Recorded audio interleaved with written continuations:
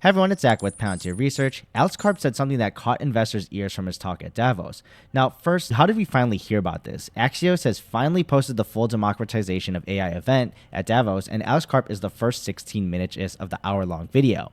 There were a few snippets posted by Axios as well on X that I covered yesterday. Now, Jackson also already posted the whole cut on his channel, so you can watch it there or directly on Axios' YouTube channel with the link I posted on my community tab. So check out the whole video when you have a chance. Now, after watching it myself, I wanted to focus on a small part here, and they did talk a bunch about his fitness and recreational side, but either way, the focus I wanted to go on was the intriguing section. Now, this is basically pre-AIP, pre-AI. What do you think is going to happen? Like, my company is worth between 35 and 40 billion dollars. I'm pretty optimistic we're going to continue to grow and get bigger. Okay, at 60 billion dollars, you are on that list. Okay, it's very likely we'll be on that list.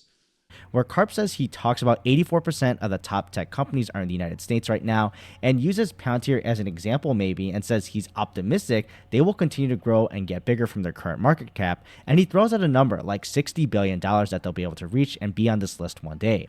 So please don't take this out of context or literally right now. It sounded like as an example with no exact timeline off the back of his hand, but still as a shareholder, and I think it's interesting for just most people, it's nice to hear from the CEO that he is optimistic about his own company and for their growth and to eventually reach $60 billion in market cap. Now, for some of us, I don't think that's actually too far away in the far future, but especially if you look just at the hard numbers right now, you've got your over $2 billion in revenue with a sub 20% growth. So the other side of the narrative there still makes it very difficult to understand unless you see some sort of vision for that picking up again.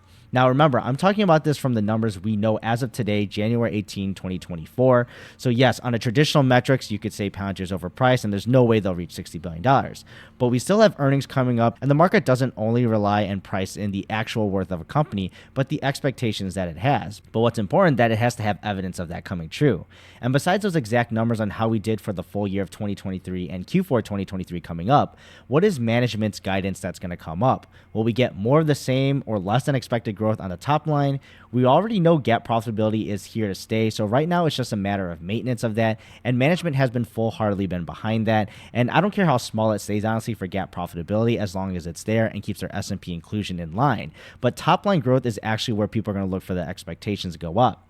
There are things to take into account when you hear numbers like this, especially when it's off the back of their hand. So I really just wanted investors to be aware of the full interview, that it's out there first. And unfortunately, no huge clues specifically about their performance for upcoming earnings. But I guess on the flip side, we didn't get any warning signs or things that point to investors needing to worry about as well. So a net neutral event, I think, in my opinion, that still helps the company continue sharing their consistent mission around their global narrative in the near and far future, especially around the direction of artificial intelligence. But thanks for watching, and I'll see you in the next video.